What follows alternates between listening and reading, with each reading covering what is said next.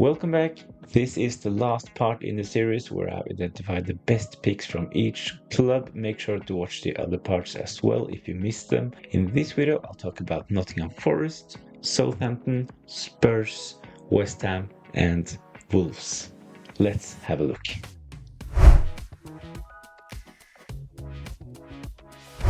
Some kind opening fixtures for Forest despite that tricky trip to Anfield in game week 4.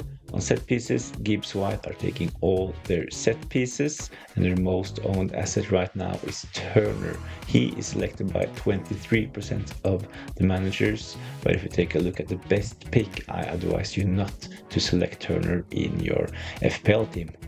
The reason for that is that Turner might not start and Sales will probably be their first choice goalkeeper. So all the FPL managers expecting Turner to start will probably sell him and his value will drop to 3.9 really soon. So avoid Turner even though he is your backup goalkeeper. A lot of managers are picking Chris Wood as their forward. I know that he had a good couple of games at the end of last season, but Avoni, he is back and they will share minutes. So for me, Morgan Gibbs-White is definitely the best pick from Nottingham Forest.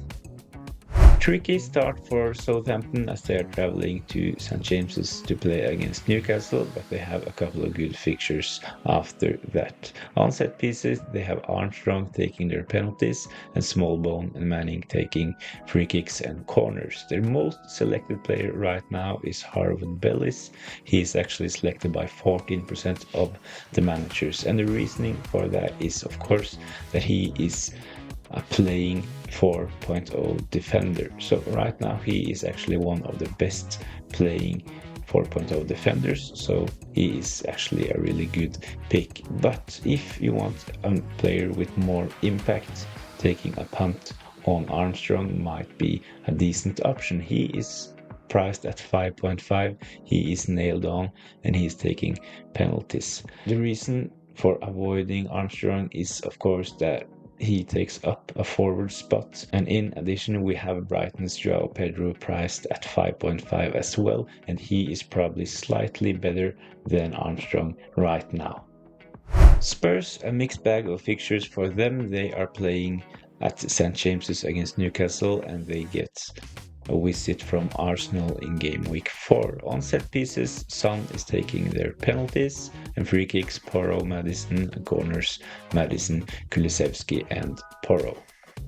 Their most owned asset right now is Pedro Porro. He is a 5.5 defender and is actually selected by almost 30% of the managers. I do believe that Porro is a really good pick. He is taking some of their set pieces and he is really attacking, so he will probably get both clean sheets and attacking returns at some point. But can we trust Spurs defensively? I'm not really sure how many clean sheets they will get. For me, the best pick from Spurs right now is actually Son. He is one of the most lethal attackers in the league and he is really explosive and on penalties. So I do believe that his ownership at only 11% is a little bit low. So going with Son might be a really good differential. A good transfer window for West Ham, and one of the players they have bought is Füllkrug. He did really well in the Euros playing for Germany and now he will play up front for West Ham. He's yet to be priced, so we don't know how much he will come in at, but if he's priced at 6, he will definitely be a really solid option. I'll talk more about that later. Their fixtures are mixed as well. They play against both Man City and Chelsea in the opening 5 fixtures.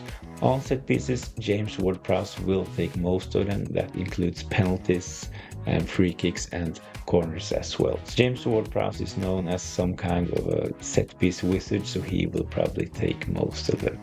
Their most owned asset right now is Areola, their goalkeeper. He's priced at 4.5 and selected by 11% of the managers. For me, I'm really excited to see what price Füllkrug comes in at. He might very well be West Ham's best option. He might also take penalties, so hopefully he can get a couple of preseason games so we can see how he fits into that team. Another good option from West Ham is Kudus. He is priced at 6.5 and is just another good midfielder in that price category. So I do believe that other 6.5 options are more interesting when we consider West Ham's fixtures. The last part in the series, Wolves, they have tricky fixtures. They are starting in game week 1 at the Emirates against Arsenal, and in game week 2 they come up against Chelsea. Not the best opening fixtures for Wolves, but they have a couple of interesting assets on set pieces. We're not really sure if it's Hisham or Cunha taking their penalties.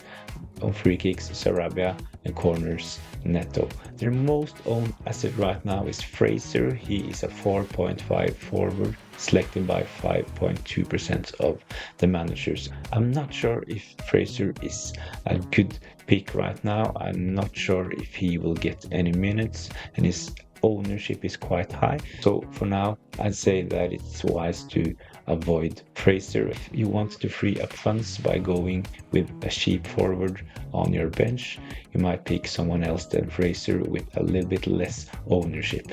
The best pick from Wolves is probably Cunha. He will play up front. He is their number 9, and especially if he is their penalty taker as well, then he is definitely the best pick from Wolves right now. If you don't have the money to spend on a 6.5 forward, you might go for one of their midfielders. Sarabia is a real differential. He is priced at 5.5, so he is 1 million less than Cunha and Neto.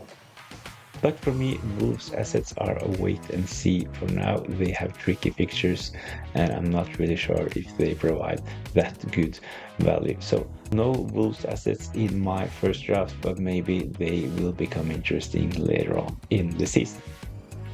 That's it for this series. Part 4 out of 4 is done. Make sure to go watch the other parts as well. Like this video if you enjoy the content, and subscribe to the channel if you want more FPL content during the season. Thanks for watching.